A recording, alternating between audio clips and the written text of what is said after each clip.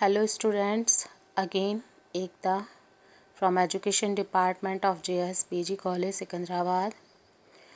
Today I will discuss about the types of innovation. पिछली video में हमने innovation के बारे में पढ़ा था कि वो क्या होते हैं। अब उसका और परिवर्तन का क्या संबंध है, एक इनोवेटर वर्कर की उसमें क्या भूमिका होती है। आज हम इनोवेशंस के बारे में पढ़ेंगे कि वो कैसे और किस प्रकार के हैं जिनका प्रयोग शिक्षा की प्रणाली में किया गया है। तो सबसे पहले मैं संगणकीय अनुदेशन की बात करूँगी। संगणकीय अनुदेशन को हिंदी में कंप्यूटर सहायक अनुदेशन यानी कि कंप्यूटर असिस्ट इंस्ट्रक्शन भी कहा जाता है। आप सभी को पता है कि आज कंप्यूटर ने जीवन के प्रत्येक क्षेत्र में अत्यधिक योगदान दिया है। विश्व के प्रगतिशील देशों में आज कंप्यूटर सहानुदेशन एक ऐसी प्रभावशाली साधन के रूप में उभरकर सामने आया है। अर्थात जो CAI है, इसका अर्थ है कि कंप्यूटर के द्वारा दिए जाने वाला अनुदेशन। इससे शिक्षा का फॉर्मल, इनफॉर्मल और नॉन फॉर्मल तीनों ही रूपों में प्रयोग किया जाता है।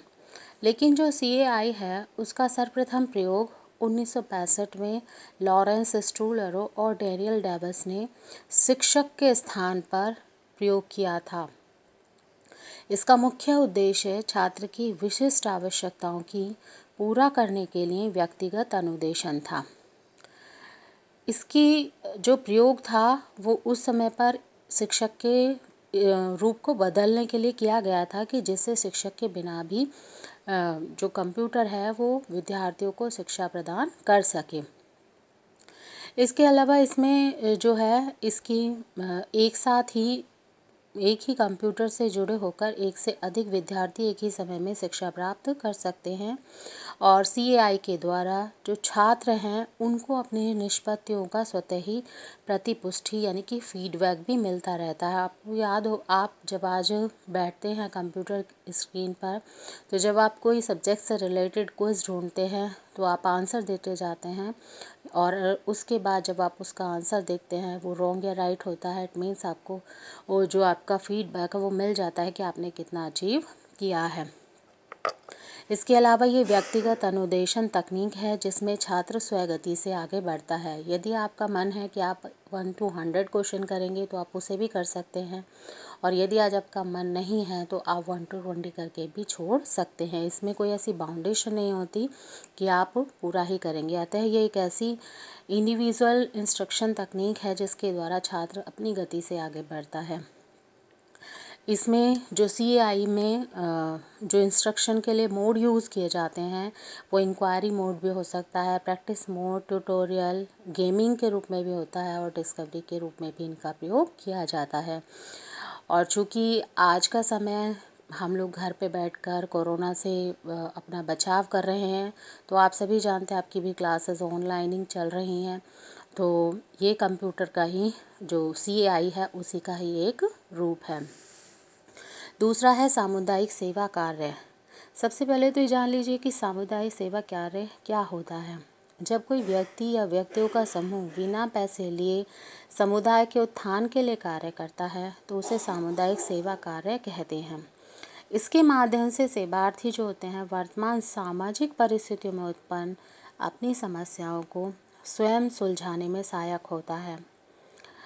ये शैक्षिक फील्ड में लागू किया गया है, स्टार्ट किया गया है, जिसके द्वारा छात्रों को समुदाय में रहकर कार्य करने के अवसर प्राप्त हो सके और छात्र समाज में समय समय पर जाकर जो भी समस्याएं होती हैं उससे संबंधित कार्यों को करते हैं। सपोज़ आपके मोहल्ले में अगर सफाई की परेशानी है या कोई महामारी फैली हुई है, जैसे आज के समय को ले लीजिए, आज आप कोरोना वायरस से पूरी दुनिया जूझ रही है, तो छात्र ऐसे में समय समय पर रंगोली बनाकर, पोस्टर बनाकर लोगों को इसके बारे में जागरूक करते हैं कि आप घर पर रहिए, कर रहे हैं, बल्कि आप घर पर रखिए तभी आप सेफ़ हैं। इसके अलावा फूड पैकेट भी बांट रहे हैं जहां लोगों को जिस तरह की ज़रूरत होती है वो इसमें फील्ड में आगे बढ़कर आते हैं।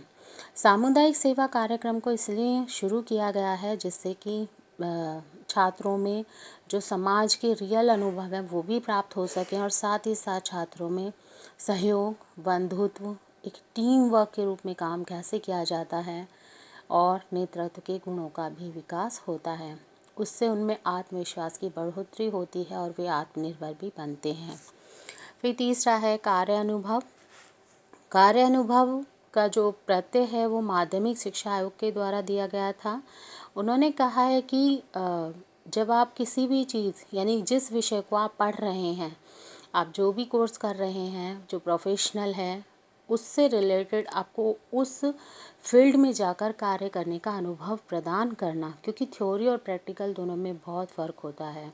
जब हम थ्योरी पढ़ लेते हैं, अगर उसके बाद हमें रियल लाइफ में कार्य करने का अवसर मिलता है तो हमारी स्किल्स में इम्प्रूवमेंट होती है, हमारे जो अपनी जो कॉन्फिडेंस है वो बढ़ जाता है और साथ ही साथ हमारी श्रम के प्रति निष्ठा भी बढ़ जाती है। आर्थिक जो रूप से सहयोग है वो भी प्राप्त हो जाता है। तो इस प्रत्यय को भी एक नवाचार के रूप में शामिल किया गया है। फिर है दूरस्थ शिक्षा। दूरस्थ शिक्षा वह शिक्षा होती है जिसमें छात्र और शिक्षा का संबंध दूर का होता है। ये परस्पर बहुत कम रूप से मिलते हैं और यह पत्राचार, कोर्स, संपर्क कार्यक्रमों, जनसंचार के साधनों के द्वारा प्रदान की जाती है। दूरस्थ शिक्षा में पत्राचार गहन अध्ययन, मुक्त शिक्षण, परिसर मुक्त अध्ययन आदि इसके अंदर निहित हैं। अगर देखा जाए तो दूरस्थ शिक्षा शब्द का प्रयोग 1982 में हुआ था, जब 4 दशक पुरानी international council for correspondence education ने अपना international council for distance education रखा था। दूरस्थ शिक्षा में छात्रों को शिक्षकों के सामने बैठकर व्याख्यान सुनने का तो अवसर नहीं मिलता है, लेकिन इस खुले अधिगम को संप्रेषण माध्यमों के द्वारा या शिक्षा तकनीकी के द्वारा सीखने वालों तक पहुंचाया जाता है, जिससे कि उन दूर दराज गाँव या पहाड़ी इलाकों में जहाँ से छात्रों का आना असंभव है या बहुत दूर कॉलेज हैं या किसी वजह से वो अपनी पढ़ाई पूरी नहीं कर पाए हैं, उनको शिक्षा प्रोवाइड कराई जा सके। फिर है मस्तिष्क उद्दीलन। यह एक शिक्षण की टेक्निक है जिसका प्रयोग छात्रों को पढ़ाने के लिए किया जाता है। इसमें छात्रों के समक्ष कोई भी समस्या दे दी जाती है और छात्रों का एक ग्रुप बनाया जाता है 8 to 10 स्टूडेंट, और उनको उस समस्या पर अपने विचार रखने के लिए कहा जाता है। छात्र एक दूसरे के विचारों को सुनते हैं, अपने विचारों को रखते हैं और आपस में तर्क वितर्क करते हैं, और इसके साथ ही उन्हें जिस समस्या पर वो विचार विमर्श कर रहे हैं उससे उनका ज्ञान स्थायित्व हो जाता है। इसके अलावा छात्रों को रटे रटाए वाक्य बोलने का मौका नहीं मिलता है, बल्कि जो उन्होंने रियल लाइफ में उस समस्या से संबंधित देखा है वो अपने नए और नवीन सृजनात्मक तथ्यों को भी प्रस्तुत करते हैं। तो ये भी एक टेक्निक है जिसका नवाचार के रूप में शैक्षिक फील्ड में या एजुकेशनल फील्ड में इसका प्रयोग किया गया है। अब इनोवेशन की इम्पोर्टेंस क्या होती है, क्यों हम इसका शिक्षा में प्रयोग कर रहे हैं। परिवर्तन के अनुसार शिक्षा प्रणाली। आप सभी को पता है कि समय के अनुसार हमारी शिक्षा, हमारे समाज की आवश्यकताएं, उसकी छात्रों की रुचि, योग्यता सभी कुछ बदल रही हैं। तो इनोवेशन का प्रयोग करने से शिक्षा प्रणाली में भी परिवर्तन संभव है। जैसे कि शिक्षा वही पुरानी रूढ़िवादी जो प्राचीन काल से चली आ रही है वो न रहे, बल्कि जो अब समाज की डिमांड है उसके अनुसार उसमें परिवर्तन किया जा सके।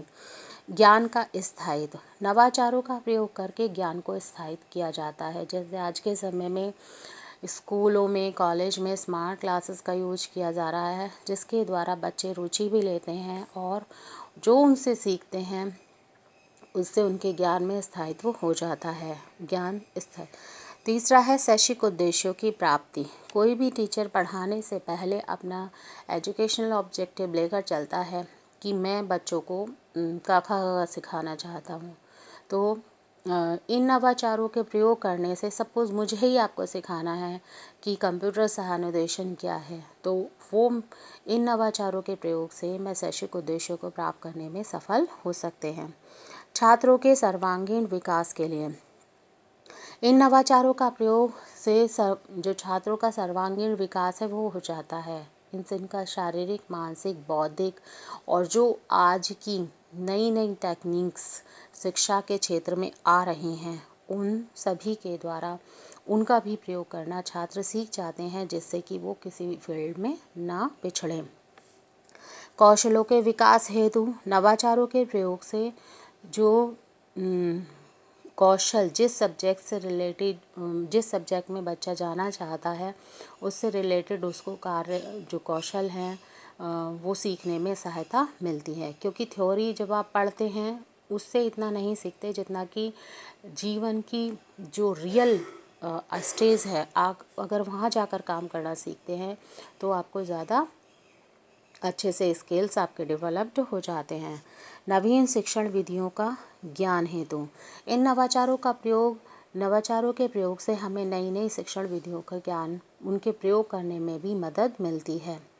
इसके अलावा शिक्षण अधिगम प्रक्रिया की प्रभावशीलता के लिए, यानी कि जो टीचर और स्टूडेंट के बीच की प्रोसेस है, टीचिंग लर्निंग प्रोसेस, वो कितनी इफ़ेक्टिव रही है उसका उद्देश्य हम तभी पता लगा पाते हैं। उसकी प्रभावशीलता की जांच हम तभी करते हैं जब हमारे एजुकेशनल ऑब्जेक्टिव प्राप्त हो जाते हैं, और एजुकेशनल ऑब्जेक्टिव तभी प्राप्त होते हैं जब हम इन नवाचारों की सहायता से स्टूडेंट्स के लिए उन्हें रुचिकर, सुलभ, सुगम बना सकें, और इन नवाचारों के प्रयोग से यह सब संभव है। This is my last video from related to chapter first. Thank you.